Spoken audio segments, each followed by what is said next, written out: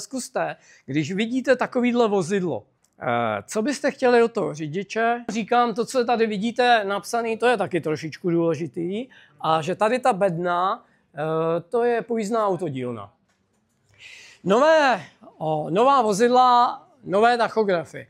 To je jako, každýho to napadne, jenom ne všichni si uvědomí, že když si dovleču vozidlo ze zemí mimo EU, první registrace v EU znamená, že tachograf musí odpovídat legislativě, která platí ke dni první registrace v EU. První verze v roce 2006 byla jakoby výhrou údajně, že ten tachograf bude mnohem bezpečnější, než je třeba ten analogový. Jo? Nebyl. Ne.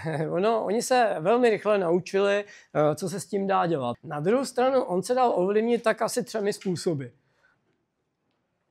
No a pak jsou tady řidiči, kteří to třeba nevědí, netuší a jsou aktivní. Zase máte záznam z tachografu a máte záznam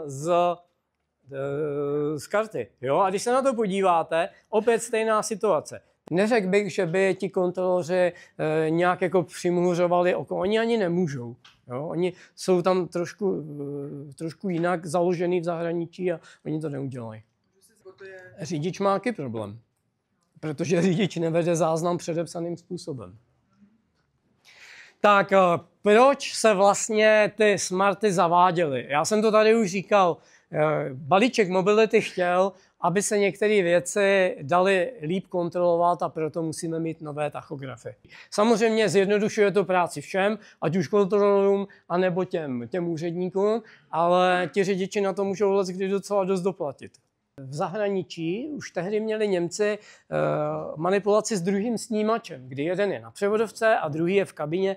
To je, přátelé, tak strašně jednoduchý zapojení, že kdo dával ve fyzice pozor, tak by to spíchnul, podle mě. Jako, jo. Na tom fakt nic není.